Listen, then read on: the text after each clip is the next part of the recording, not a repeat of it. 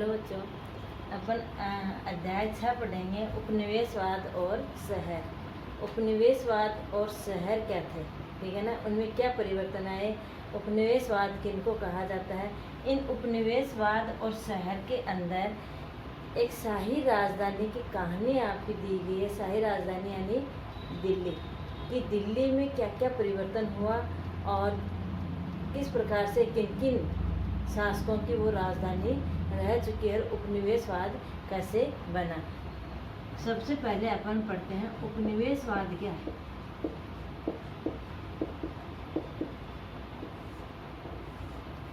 उपनिवेशवाद क्या है? विकसित देशों के द्वारा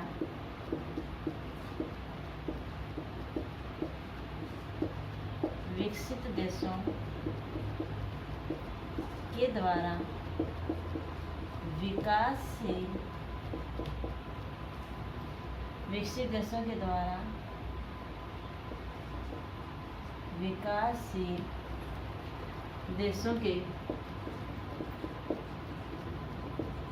विकासशील देशों के आंतरिक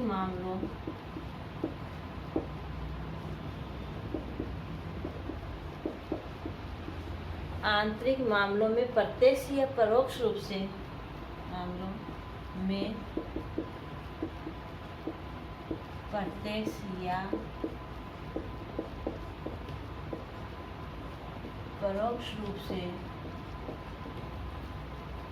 किए जाने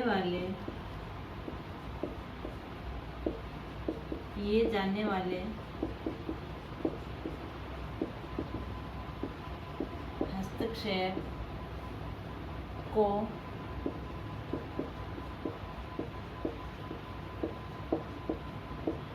स्वाद कहा जाता। यानी ये जो विकासशील देश है वो इनके क्या बन जाएंगे, फिर उपनिवेशवाद बन जाएंगे। एक किसी विकसित देश के द्वारा दूसरे देश के ऊपर सामाजिक, आर्थिक, राजनीतिक रूप से प्रत्यक्ष या परोक्ष रूप से अपना अस्तित्व जमा लिया जाता है, तो वह देश उस देश का क्या बन जाता है, उपनिवेशवाद बन जाता है। जैसे ब्रिटिश यूरोप के अनेक देशों के द्वारा लंबे समय तक एशिया और अफ्रीका महाद्वीप के देशों के ऊपर और क्या है, राजनीतिक और आर्थिक रूप से अपना कब्जा जमाए रखा, तो एशिया और अफ्रीका के जो देश थे वो यूरोप के देशों के क्या कहलाए, उपनिवेशवाद कहलाए। समझ में आई होगी कि विकसित देश यूरोप उस समय अन्य देश महाद्वीपों के देशों की अपेक्षा क्या था, विकसित महाद्वीप था। तो विकसित देशों के द्वारा यूरोप महाद्वीप के जो देश थे वो क्या कहलाते थे, विकसित देश कहलाते थे। विकसित देशों के द्वारा विकासशील देशों के ऊपर आंतरिक मामलों के में प्रत्यक्ष या परोक्ष व्यापार करना एक अलग बात है, लेकिन उसमें सामाजिक, राजनीतिक, आर्थिक रूप से अपने ढंग से वहाँ का संचालन किया जाता है, सत्ता हथियाली जाती है, तो वो क्षेत्र उसका क्या बन जाता है, उपनिवेशवाद बन जाता है। इसके बाद यूरोप के अनेक देशों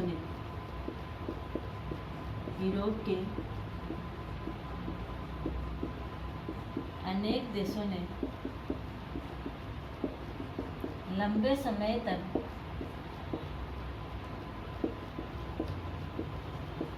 समय तक एशिया एवं अफ्रीका महाद्वीप के देशों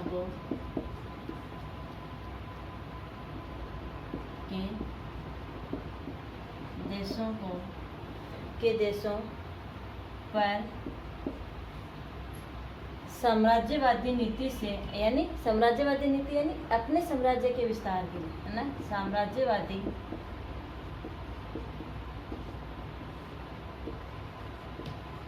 नीति से राजनीतिक, आर्थिक रूप से शोषण लंबे समय तक एशिया एवं अफ्रीका महाद्वीप के देशों पर साम्राज्यवादी नीति से राजनीतिक, आर्थिक रूप से शोषण किया। ठीक है ना, इनके यूरोपीय अनेक देशों ने, और वो देश उनके क्या कहलाए, उपनिवेशवाद कहलाए। अंग्रेजों ने भारत के ऊपर भी धीरे धीरे अपना शासन स्थापित किया। अंग्रेजों ने भारत के ऊपर भी धीरे धीरे, एक साथ नहीं किया। आए किसके लिए थे? व्यापार के लिए आए थे, लेकिन धीरे धीरे यहाँ की स्थितियों को देखते हुए और उन्होंने राजनीतिक और आर्थिक रूप से यहाँ का शोषण करना शुरू कर दिया था। तो अंग्रेजों ने भारत के ऊपर भी धीरे धीरे अपना शासन स्थापित किया, धीरे धीरे अपना शासन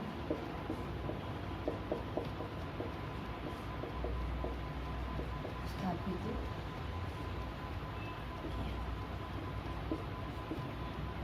किया। ब्रिटिश सत्ता की स्थापना के बाद, ब्रिटिश सत्ता की स्थापना के बाद भारत के गांवों और शहरों में क्या बदलाव आए? स्थापना के बाद भारत के गांवों और शहरों में क्या बदलाव आए, ये इस चैप्टर के अंदर अपन पढ़ेंगे।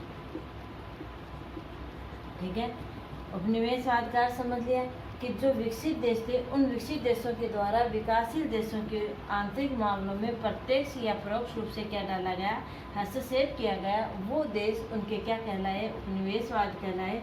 किसने किया? यूरोप महाद्वीप के अनेक देशों ने लंबे समय तक एशिया और भी महाद्वीपों के देशों पर उन्होंने अपना शासन स्थापित किया था, लेकिन एशिया और अफ्रीका महाद्वीप के देशों पर भी लंबे समय तक और साम्राज्यवादी नीति के तहत उन्होंने राजनीतिक और आर्थिक रूप से भारत का क्या करना, उन्होंने इन क्षेत्रों को, इन देशों का क्या करना शुरू कर दिया? शोषण करना शुरू कर दिया।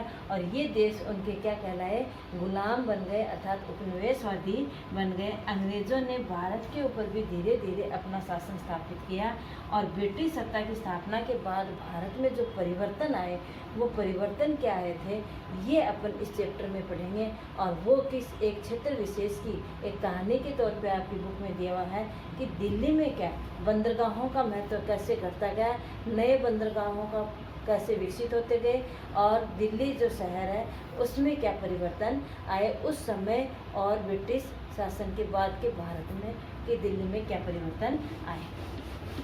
शताब्दी, अब देखो भारत में क्या परिवर्तन है, क्या वास्तव में जो यूरोपीय देशों के अंदर जो परिवर्तन थे क्या वो भारत में भी आए थे? ये नहीं है। उसका कारण क्या था? देखो 19वीं शताब्दी में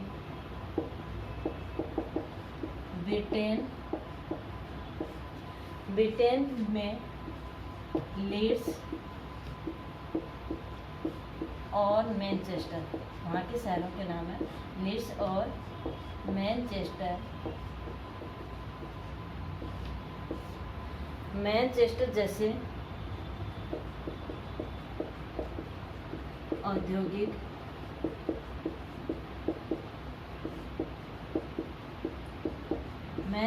जैसे औद्योगिक शहर तेजी से फैले। 19वीं शताब्दी में ब्रिटेन में लीड्स और मैनचेस्टर जो शहर थे वो तेजी से फैले। क्या भारत में भी ऐसा हुआ? नहीं हुआ। तो उसका कारण क्या था? ठीक है ना, ये क्या भारत में भी ऐसा हुआ?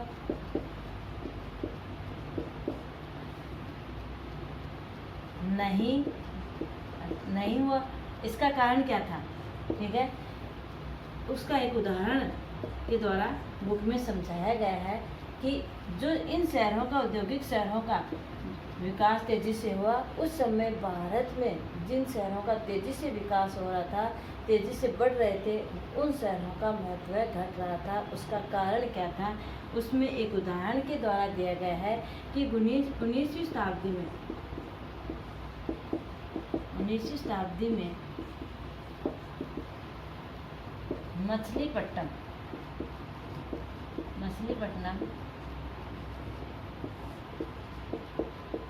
बंदरगाह का महत्व है कम हो गया। क्यों? मछलीपट्टनम कहाँ है? आंध्र प्रदेश में। ये कहाँ था? ये बंदरगाह आंध्र प्रदेश में था। किसी समय भारत का काफ़ी फला फूला बंदरगाह कहा जाने लगा। यहाँ पे 2 लाख आबादी इस शहर के अंदर निवास करती थी। लेकिन 19वीं शताब्दी में ऐसा क्या परिवर्तन आया जिसके कारण इस मछलीपट्टनम बंदरगाह का महत्व है बिल्कुल नगण्य होता गया, बंसा हो गया। यहाँ के लोगों का रोजगार खत्म हो गया, व्यापार घट गया। उसका कारण क्या था? जबकि इसका उल्टा जो अपने देश के ऊपर अंग्रेज शासन व्यापार करने आए थे और व्यापार करने के साथ साथ यहाँ की सत्ता ठाने लग गए, जिसके कारण एक ये भी प्रभाव इस बंदरगाह के ऊपर भी पड़ा। और उसका कारण क्या था? उसका कारण ये था कि मछलीपट्टनम बंदरगाह का महत्व कम होने का कारण क्या था? इसका कारण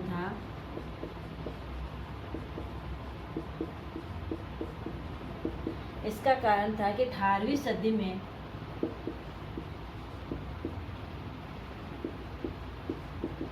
सदी में के आखिर में व्यापार कहाँ से होना लगा? 18वीं सदी के आखिर में व्यापार कहाँ से होने लगा? बम्बई आज मुंबई कहलाती, लेकिन उस समय क्या थी? बम्बई, मद्रास और कलकत्ता से होने लगा। और कलकत्ता में नए ब्रिटिश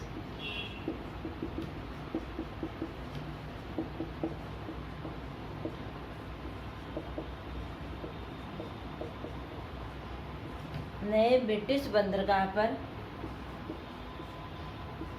केंद्रित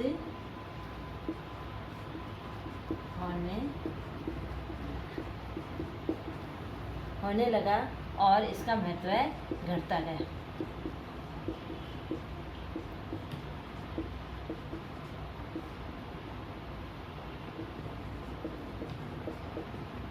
क्योंकि उस समय जब भारत में अंग्रेज आए थे व्यापार करने के लिए, उस समय भारत के अंदर राजाओं का शासन था और उनके अधीन ही और दूसरे देशों के अंदर क्या भेजा जाता था? आयात और निर्यात किया जाता था इन बंदरगाहों के माध्यम से। और धीरे धीरे अपन ने पढ़ा कि लॉर्ड डलहौजी की जो अधिग्रहण नीति थी और उस अधिग्रहण नीति के तहत ज़मीन पे जो कब्जा ठाने वाले अत्यधिक लगा करके कब्जा ठाने की जो उनकी चाल थी, उनके माध्यम से इन बंदरगाहों पर किनका अधिकार होता गया? अंग्रेज़ों का अधिकार होता गया। और ये मछलीपट्टनम जो था उसके कारण पतन का कारण एक ये भी बन गया था, क्योंकि उन्होंने और नए बंदरगाहों का क्या बना लिए व्यापार के लिए बम्बई, मद्रास और कलकत्ता, जिसके कारण इसका महत्व घटने लगा। 8वीं सदी के आखिर के अंदर कलकत्ता, मद्रास और बम्बई ये 3 क्या थे? एक प्रेसिडेंसी शहर कहलाए। कौन कौन से? बम्बई, मद्रास और कलकत्ता ये क्या कहलाए? प्रेसिडेंसी शहर। ये क्या कहलाए? प्रेसिडेंसी शहर कहलाए, जिनका महत्व क्या होता? अधिक बढ़ रहा था। प्रेसिडेंसी शहर कौन से होते हैं ये अपन पढ़ते हैं। किनको कहा जाता है? भारत के 1757 से 1857 के बदले तो प्रेसिडेंसी शहर कौन कौन से हैं? बम्बई, मद्रास और कलकत्ता। भारत में 1757 से 1857 के बीच कंपनी राज के दौरान ब्रिटिश कंपनी का मतलब ब्रिटिश कंपनी राज के दौरान के दौरान कंपनी धीरे धीरे भारत के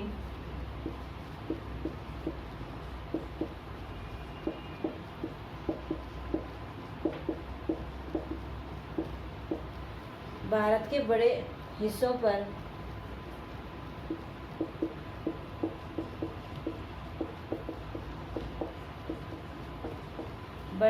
पर अपनी संप्रभुता हासिल करने लग गई थी।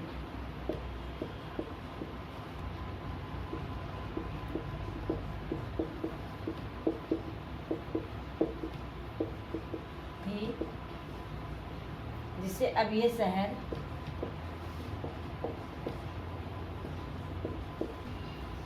तो प्रेसिडेंसी शहर कौन से थे? भारत के अंदर 1757 से 1857 के बीच में ब्रिटिश कंपनी ने भारत के जिन क्षेत्रों पर अपनी संप्रभुता हासिल कर ली थी, वो संप्रभुता हासिल करने वाले जो शहर थे वो अब क्या कहे जाने लगे थे?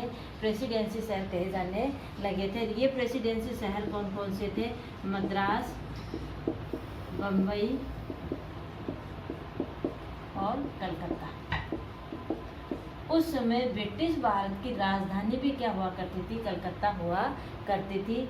तो इतना आपको समझ में आया होगा कि उपनिवेशवाद क्या थे, और उस समय उपनिवेशवाद जो देश अनेक देशों को उपनिवेशवाद बना रहा था, उसके माध्यम से कैसे परिवर्तन आ रहा था, उसमें अपन एक मछलीपट्टनम के उदाहरण के माध्यम से समझा। जो आंध्र प्रदेश के कृष्णा जिले के अंदर एक फूलता फलता बंदरगाह उस समय का हुआ करता था। धीरे धीरे 19वीं सदी आते आते उस बंदरगाह का महत्व कम होने का कारण आपको बताया गया।